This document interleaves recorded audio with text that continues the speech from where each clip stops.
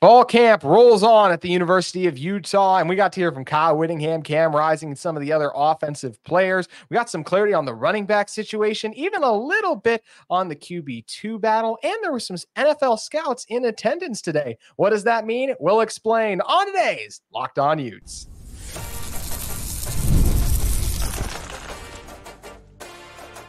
You are Locked On Utes, your daily podcast on the Utah Utes. Part of the Locked On Podcast Network, your team every day. Hello, everyone, and thank you for making Locked On Utes your first listen every single day. We are available on all platforms, including YouTube and wherever you may get your podcast. We appreciate all of you who listen to our show every single day, our everydayers. We are part of the Locked On Podcast Network. If you're in the market for a second listen, make sure you check out Locked On Big 12 or Locked On College Football for all the latest happening at fall camps across the country. Today's episode of Locked On Utes is brought to you by FanDuel. You can make every moment more. As the playoffs wind down, the sports stop sporting like we want them to. But this summer, FanDuel is hooking up all customers with a boost or a bonus daily. That's right. There's something for everyone every day, all summer long. You can visit FanDuel.com to get started. My name is JT Wistricll, former intern inside the University of Utah Athletic Department. Excited to be joined on today's show by a friend of the show, Michelle Bodkin. And Michelle, got a chance to hear from the offensive players today, so that'll be the focus of our episode. We'll talk about the running backs and the position change with Hunter Andrews in a moment. But first, I want to start with QB2. I mean, it's been the rage every year, right? Who's going to be the backup quarterback? And we're getting closer to finding out who will actually be from Kyle Whittingham says about who's going to be backup quarterback. He said that it's shaping up in his media scrum today, said they've made some good progress and there's still some jockeying taking place, but he said it's not a dead heat anymore. So I feel like it's interesting that Utah is starting to make some progress and make some moves on this. How did you interpret Kyle Whittingham's statements about the backup quarterback job?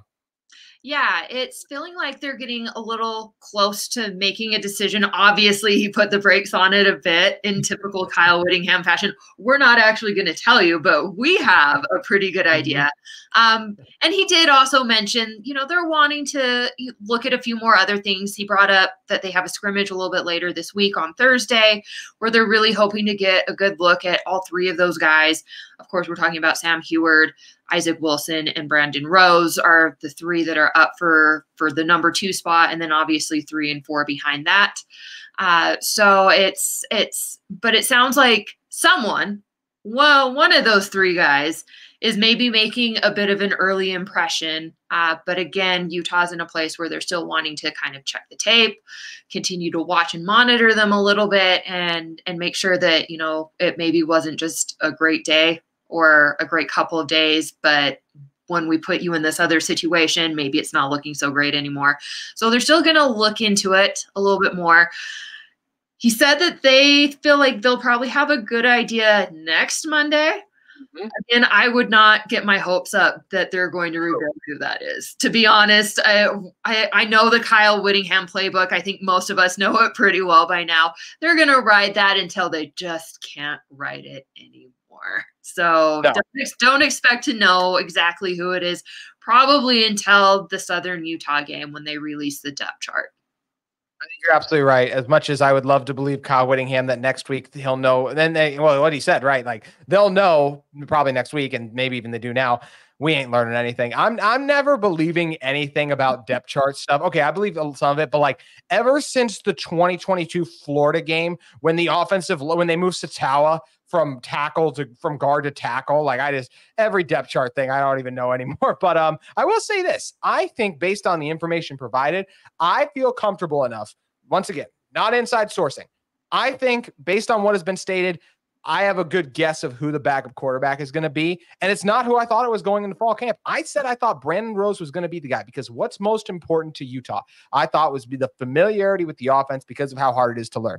But Kyle Whittingham reminded me of what's actually most important, and that's not turning it over. And I think when you look at his quotes about Sam Huard and how quickly he's learning the offense, which was his biggest hurdle, and he even acknowledged that today. When you hear about that, even Cam Rising said he was helping him out some things and amazed with how quickly he picked it up.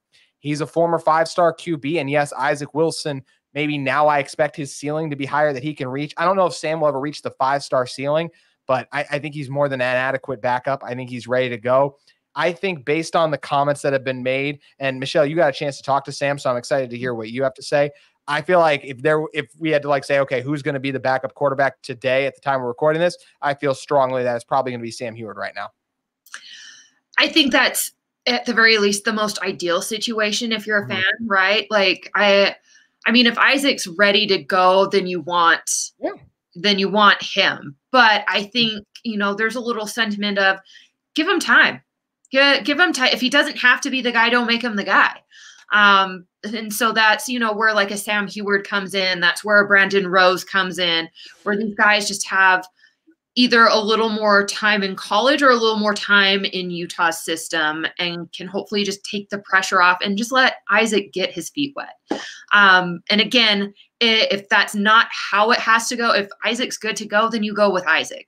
But I think you always, as a coach, love the option of not necessarily having to use your young guys right out of the gate. If you can let them learn for a year before really depending on them, I think that's always the ideal situation, no matter how smart or on top of it they are. So based off of that, I would say, Sam Huard's a good guess. I think, there's reasons why he was brought in, and I think, the reasons were they felt like he could compete for that job. I don't think they would have wasted a spot if they didn't feel like he couldn't come in and instantly make a difference for this team. So with that said, I think it's highly possible. And then you add in the comments about, he's incredibly smart. He's been picking things up. I will say, even based off of, I did get to observe him a little bit over the summer, him and Isaac. They both went up to the Athletes for Life camp up on the Ute reservation that I was a part of. And just watching them coach and work with those kids, I mean, those two have it going on. Like I walked away very impressed by both of them, actually. So, I think no matter who Utah ultimately goes with, as far as the backup and who's number 3 and who's number 4, I think they're just in a world better shape than they were last season. I absolutely agree with that. And, we don't really know Sam Huard yet because we haven't gotten to hear from him. But you have, Michelle, as he was available for the Utah media to talk to today. What were your first impressions of hearing Sam talk about his time at Utah so far? Again, I think it was really easy to pick up on, what we've heard Andy Ludwig say about him, Whittingham, Cam, very intelligent guy, very well-spoken. I think there's a lot of gratitude there with him. He's thankful for the opportunity after several things not kind of going his way, working his way between his senior year being a COVID year, having, a returning quarterback at Washington that kind of threw off his timetable and all that kind of stuff. So, and then having to resort to going to the JUCO route, which, I mean, as a guy that's touted as a 5-star quarterback out of high school, you have to swallow a lot of pride in order to be able to take that step back and say, like, you know what, I got to do this for me, and it maybe sucks in the moment, and it's maybe not exactly what I want to do or what I ever pictured my career being. But I mean, he did that, he took that time away. He did something to kind of help him reset. And it just sounds like he's ready for a bigger picture situation again. And hopefully that does end up being at Utah, even if it's for a season. Obviously, unless something horrible happens to Cam this year, we're probably not going to really see him outside of garbage time or Isaac or whoever. But I think the hope is, you're getting back to your normal self. You're feeling like yourself. And that was kind of the impression I was getting from him, is that he just feels like he's back to where he needs to be in order to compete at this level. And that he's getting a lot of help and a lot of support that maybe he wasn't getting other places he's been. So I think he's easy to cheer for. I think a lot of Utah's guys are easy to cheer for. And unfortunately, this is a position where only ultimately one really wins. But, I think he absolutely fits the mold of the personality that Utah looks for, which, I mean, isn't surprising. They know how to pick those guys. They know how to find them. Yep, it takes a particular leader to play quarterback for a Kyle Whittingham-led team. Sam seems to have those qualities, and we'll see if he ends up being the backup like I am predicting just based on the comments Kyle Whittingham made, in which he sounds like he has been impressed by Huard so far. But Kyle Whittingham has been not as impressed with the running back room, apparently, because they had brought in someone they thought was going to be a linebacker in Hunter Andrews, and they're turning him into a running back for this fall. So let's talk about the state of the running back room is what we're going to be discussing in one moment. But first, I want to talk with you all about our great friends at FanDuel. I love sports. I love them so much. I never want them to stop. But as the playoffs wind down, we get fewer games. And the sports, they're not sporting like I want them to. But FanDuel lets me keep the sports going whenever I want. All I have to do is open the app and dream up bets anytime I'm in the mood. And this summer, FanDuel is hooking up all customers with a boost or a bonus daily. That's right. There's something for everyone every day, all summer long. So you can head over to FanDuel.com and start making the most of your summer. Whether it's MLB bets, as the regular season rolls on. I got to check out a Braves game recently. Braves are having a pretty good year currently. And how about college football bets? If you guys are looking to see, hey, is Utah winning the Big 12? Is Cam Rising? You know, Yogi Roth was on this show a few weeks, just last week, right? Talk about Cam Rising in the Heisman conversation. Like, you guys feel as strongly as Yogi does? You can head over to FanDuel today and get in on all the action now. FanDuel, an official sports betting partner of Major League Baseball. All right, Michelle, rolling on with our fall camp coverage. Kyle Whittingham today said that Hunter Andrews who was originally we thought would come in and be a linebacker, and he played running back successfully at the high school level, but we thought he was going to be a linebacker.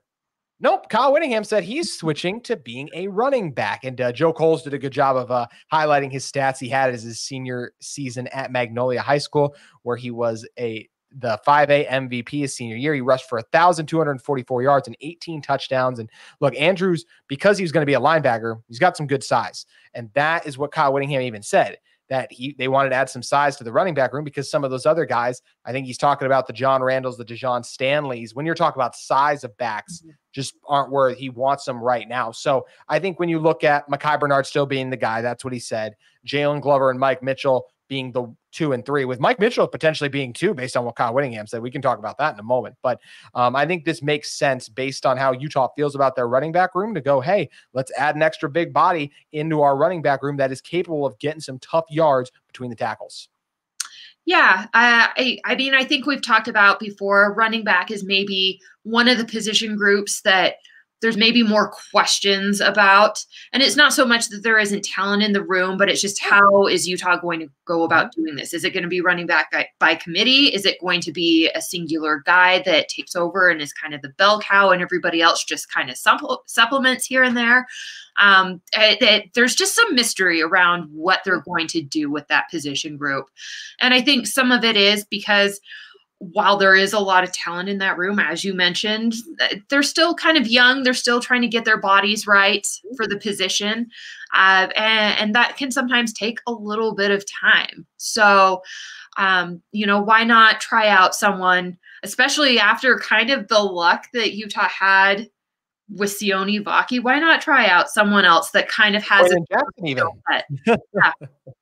So, and I think, Utah's at a point where they've become accustomed to having this bigger body. You look at, they had Jaquinda Jackson last year and a little bit the year before, and then they had Tavion Thomas, and you could just kind of go on back down the line. So I think it's just a nice insurance policy for them. And if he's in a place where you can kick him back to linebacker if you need him, then you go ahead and do that. But I think they feel a little bit better about the bodies in the linebacker room at the moment than they probably do the running back room. And that's and I think part of it too is you think about, what's happened the past couple of years. There has been kind of a string of injuries with the running back room, and they've gone through a lot of them. So it might be a case of they feel like the insurance policy is better used in the running back room than in the linebacker room. And I want to talk about that in a moment too, because to me, I'd felt better about the top to bottom running back room players than the linebacker. But first, let's stay on this running back room. Something else was revealed. We knew Mekhi Bernard was RB2. I literally said just on yesterday's show, I thought Jalen Glover was going to be running back 2 for this team. He still may have a chance to be. And I think that him and Mike Mitchell are going to be close. But Mike Mitchell was the one that Kyle Whittingham said is nipping at Mekhi Bernard's heels. Now, Mike had a fantastic spring, but it's still crazy to think that he's made so much progress that he's already passed a guy like Jalen, potentially just based on what we're looking at, what Kyle Whittingham said. So I think it's really interesting that Mike Mitchell is potentially RB2 right now. And look, he's a 4-star recruit. He did some great things in high school. We've heard a lot about the physical transformation. So iron sharpens iron. And I like that top 3 though of Bernard, Mitchell, and Glover, but I am surprised that Mitchell seems to have passed Glover, at least based on what Kyle Whittingham said in the media scrum. Well, and if I'm not mistaken, I would have to go back and listen to it one more time, but I believe Kyle mentioned that Jalen's been out with a little bit of a back issue as of late. So, I mean, when you miss time, it opens the door for other guys to kind of step through and maybe take a step forward because they're getting those reps and you're not. And that's no fault of Jalen's at all. I mean, when you're a little tweaked and have to sit out, that's just kind of what happens. But I think one way or another, Utah is going to absolutely need Jalen. I think they're going to use him. But I think it's also reassuring to know that Mike Mitchell's continuing the trajectory that we all heard about through spring. And, that's still continuing through fall, and he's still in the mix, and he's still turning heads and continuing to get better and taking advantage of, situations that are maybe a little advantageous for him. That those are the kinds of things that you want to hear about, especially I think some of your younger guys in the room. So, it's too often, how many times do we hear a name in spring and then they all but disappear in the fall? So I think it's really good that Mike Mitchell is still in the conversation for whatever reason. It's at the end of the day, sports are a situation of chance, and sometimes the chance works in your favor and sometimes it doesn't. And it's all about making the most of when opportunity knocks at your door. And it sounds like Michael Mitchell is doing exactly that. It does sound like that's exactly what's happening. And one thing that also seems very interesting to me, as I mentioned, is the state of this running back room. The fact that they moved Hunter Andrews to it instead of keeping him at linebacker, to me, is fascinating, because obviously 1 and 2, Karene Reed, Lander Barton, feel fantastic, great, one of the best duos in the country. I think if Lander's not a top 60 draft pick this year by 2025, I'd be surprised. I think he's going to have a monster year, as everyone does. But after that, Sione Fotu, we've heard he's better this year, that off his mission. But to me, there was a drop off in play when he was in place versus I didn't feel that drop with Leavani, who is, I know he's still going to miss some time. We'll see. Kyle Whittingham said a while ago he's going to miss the season. I know there was the awards thing that came out. So he is still nursing his injury clearly. So he's not factoring into this discussion right now. But I feel like Sione could be a good backup, but last year, like I said, I don't feel great about the linebacker room after 1 and 2. And I know there's other names in here, right? If we look at Josh Calvert, Lopes as well, but I like the 1 and 2, awesome. 3 and Fotu, I think, can be a good backup, but I just think it's interesting because I don't love the depth of the linebacker room. How do you feel about this group right now, Michelle? I think push comes to shove, it's probably a little bit thinner than maybe they would ideally want it. But I think there seems to be confidence in who is in that room, even if we're not terribly familiar with them. And it's important to note, these coaches see a whole heck of a lot more and hear a whole heck of a lot more than we do. Shocker. Not invited. We can't even see practice. So yeah. So, but it's, talking to Colin Swan last week, he was pretty damn fired up about Sione Fotu. In fact, he said that he thinks he's going to have a monster season. So, I think there's hope there. I think they are seeing the old Sione Fotu before he went on the mission. Obviously a little bit rusty last year, trying to get back into football playing shape. It sounds like he's made progress in that regard, and they feel good about what he can do. There's a couple of other mission kids that, they're kind of looking at, working through. Trey Reynolds is one of them, and I've just lost the name of the other. But these were guys that also played a little bit before they left on their missions, and they're a year back or so. So, you know, I think a lot of it's just getting these guys in tip-top shape again. And I think there's also some flexibility in what kind of formations you run.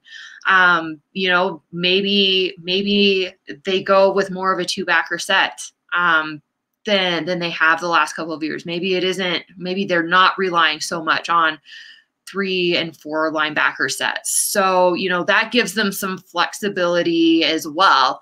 You definitely do then just kind of roll with Karenni and Lander and let the DBs kind of do the work, which I don't know, maybe fans aren't going to love that either, because like there's a lot of new faces in the defensive back room too. But I you know, it's one of those things, maybe that's what the coaches are comfortable with. And we'll all either love it or hate it, but we're all probably going to find out at about the same time. So yeah. True. And if nothing else, I'll say this too, because I've talked before. I have questions about the offensive line. I feel good about the secondary because of the coaches, but even my questions about the offensive line, at the end of the day, I trust Jim Harding. And even last year, where I thought this group took a step back from the level they were still pretty good. I know they weren't what they used to be, but they still got it done. It was never like, oh my gosh, Utah's getting demolished up front. So I have faith in that group as well, because these Utah coaches do a great job. In fact, they do such a great job developing NFL talent that NFL scouts were in attendance today. So I want to talk about them, as well as a couple of other of our media day or our media availability takeaways from week 2 of fall camp. We're going to be diving into those in one moment.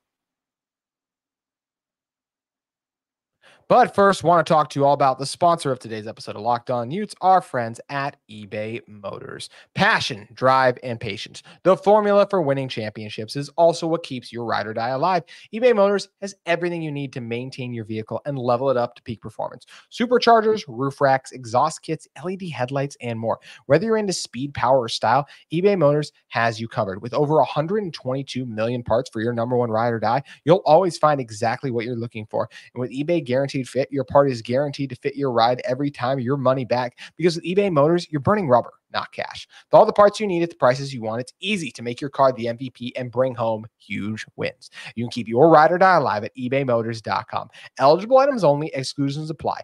eBay Guaranteed Fit is only available to U.S. customers. All right, Michelle, we also got a chance to hear from Cam Rising today. I thought it was interesting that he just mentioned, you know, like what's different, what do you love about this group? He mentioned the weapons, and to me that makes sense, because you look at this tight end room, I think it might be the best in the nation, honestly, with the bodies they have in there. This wide receiver group, I feel like top to bottom is the best Cam's ever had at his disposal. And one of the reasons for that, Michelle, is Damian Alford, a guy that you had a chance to talk with a little bit today. What were your first impressions of Damian? He's huge for start. I mean, he's every bit the size that everyone was talking about. And you can really see, I think, how he would be a problem for defenses, for cornerbacks, even the lengthier cornerbacks. Like, he's just a big guy. In fact, I almost would argue you could probably put a little more weight on him and make him be a tight end. Like, he's that big. So, you know, it's a cool, interesting weapon to have. Again, he seems very bought in. He was very engaging. The gratitude, again, of being there and being able to learn from all these people.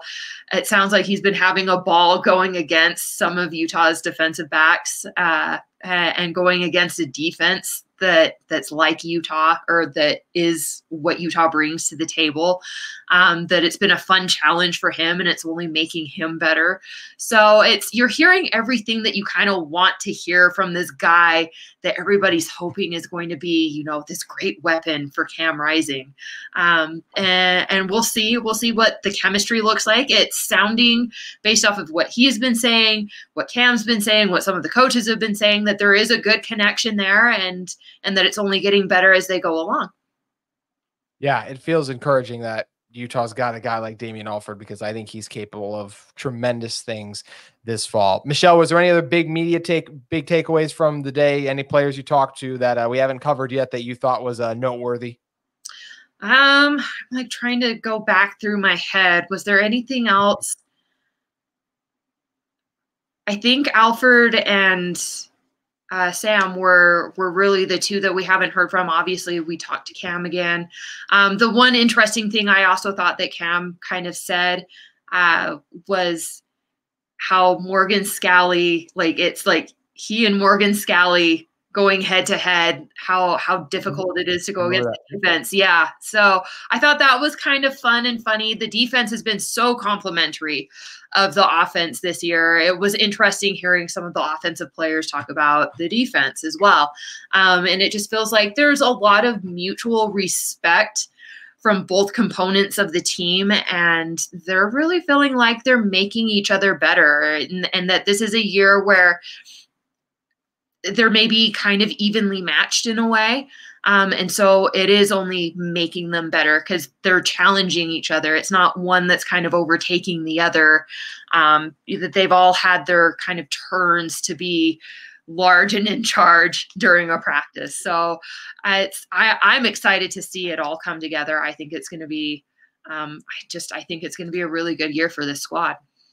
I'm incredibly excited too. It's going to be a lot of fun, and we're clearly not the only ones who are excited. NFL teams are excited to see what this Utah team can do because they have multiple NFL prospects, hence why multiple NFL scouts, as Josh Furlong noted in a tweet on X today, were in attendance at the practice today. Josh actually said the 5 NFL scouts present were the Bucs, the Jags, the Jets, the Panthers, the Lions. Jags in particular, right? They got Devin Lloyd, so they know that Utah does a good job helping players grow into their potential. But what I take away from that is all these Big 12 fans who get frustrated by Utah being at number 1, the preseason favorite, all of that too. And we mentioned how talented this roster is, how many experienced players they have, how many that have accomplished great things. We're not just saying that, it's true. Hence why NFL teams are showing up, because there's guys on this Utah roster that are going to be playing on Sundays very soon. That's what I took away from that, is that reminder of how talented this Utah roster is and how many of these guys have a future home on Sundays coming in 2025 in the fall. I mean, it's absurd how many guys ultimately could potentially be in the NFL after this year. I did a piece on a way too early NFL look at the 2025 NFL draft, and just the seniors alone, I think, are seniors. This is the COVID. This is kind of the last hurrah for a lot of the COVID guys. So this year it's crazy. It's crazy. I think between the seniors and the juniors that would be potentially eligible, if all goes right for all of them, there's like 15 guys, or there's something like 15, 20 guys. I think I did something too on the show. Not even looking at the sophomores that potentially could go. Yep. I didn't even get that far in the weeds. But there are a couple of sophomores that potentially could go to the NFL if they have a great season, because they've been out of school for the 3 years that they need to be. But it's, I think the other thing to keep in mind is, I have a few friends that scout for the NFL. It's getting close to that time of year where they'll be hitting me up pretty regularly about various people.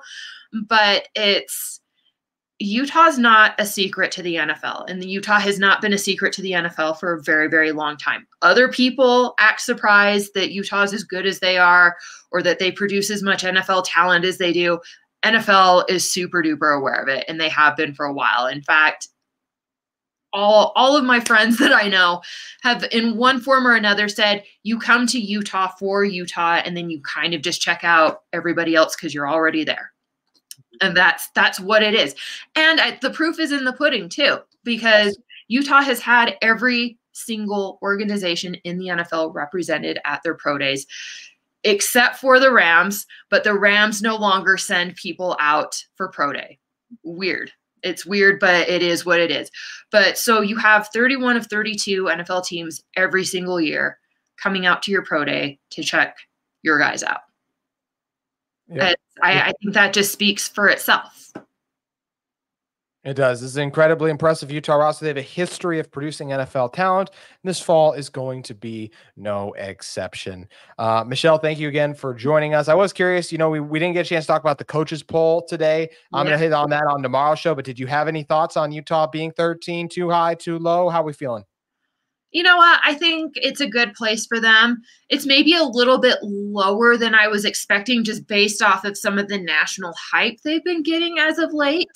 But, I think that's just high enough to give them the recognition that they probably deserve, but kind of low enough that maybe a little of that chip on the shoulder, they still don't believe us. We'll go out and show them. So we'll see. We'll see how it ultimately works out, but I'm not terribly bothered by that as a starting point. And to be honest, a lot of this preseason stuff is actually pretty silly when you break it down, because there's no proof. There's no proof. You're going off of the year before. You're right. Doesn't mean I'm not going to make an episode out of it reacting it tomorrow, but I can also agree it's silly. Why not? I mean, like, you got to talk about something though. That's why things exist, is because we have to talk about something. Exactly. There's always something going on. So I'll be touching on that on tomorrow's show. But in the meantime, Michelle, you mentioned you were at Media Day today. Where can everyone check out your stuff? Yeah, so I am back at Ute Zone, my old stomping grounds. That's where you can check out all my work. And then, of course, you can follow along with me on X, Instagram, and Threads. It's at Bodkin is a Boss. A little different now. Great. Yes. Michelle, thank you for joining me. No problem, JT. Thanks for having me. That's going to do it for today's edition of Locked On Utes. As I mentioned, tomorrow we'll be talking about the latest coaches rankings. Was Utah disrespected? And closing on also Jerome Miles named Utah to his top 10. They're still in the race along with some other good schools. Does Utah have a shot to get them? Let's talk about it on tomorrow's show. Have a great day, everyone.